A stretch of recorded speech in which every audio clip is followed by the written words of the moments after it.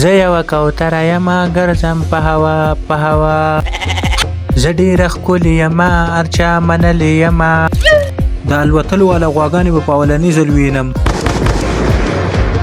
زه تا ته غوا ښکارم او که نه ښکاري ما ته د میخي ویل نه مخکې خپله مور وینه سمه غوا ښکاري هغه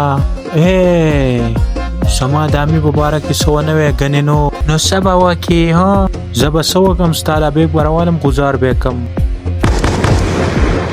دا بیګ چا راوویشتو خنزیره چا راوویشتو سر ده غزار کو زما دا خوله دې ولې ویشته ها تا په خپله خوله راوړه لارې ته ما خو ستا خوله نه ویشته خو وله کېده زه لاسونه را دې خوا که ولې نکریزې دله لګوم سرجي د بیوټي پارلر کارم دې شروع کوم لاس را دې خوا که سرجي شاته دې څوک دی بیا دروغ مو وایه وانه خو به نن در کوم ټول لاس چوت کوي ولې چوت کو زه درته ویم چوت کوي ډاکو زموږ نه نه کېږي موږ یې نه چوتو بیا لاسونه خو به ستا پلارم چوتوي نو چوت یې پې ډېرې خبرې کې ودرېږه ګنې د ټیچر د خیر نشته وله مله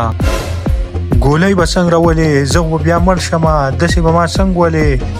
زویه پاسه که نه پاسه پاسه دا دې د دعا په سر قسمې بس سر بس سر تا ماله دعا په سر قسم راکو اوس خو به ودرېږمه وا زویه فخر مې د باندې دی چې ته زما به خبره ودرېد ما ته پته وه په دې ټولو شاګردانو کې به ما تا ته دوا کوله وا سرجي دا ستا د دواګانو دپاره نه دی ودرېدلی ستا د لور دوا دپاره ودرېدلی د دې دواړو مینه شروع ده او که نه څه یو پیر زه د دې نه وځم بیا به دواړه ګورو زه واپس کېنمه ویې وله دا سر نه زویه ما ګپ لګاو ودرېږه پلیز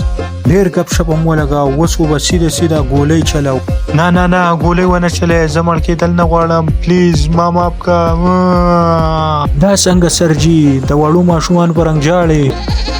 د دې نه ښه وه چې تا د ده سره جنګ کړی وې که مړ کړی وې شهید خو به یادېدې زویه ته ډېر معقولي کې د ټولو به سرونه وشیندم د ځای نه ونه خوځې پایا او عزت کې دا تمانچه غزار کا ګنې ولم دې رسا په دې سر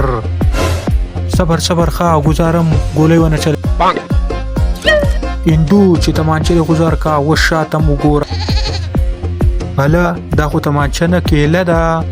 او کیله ده ملګرو راپاسې وهئ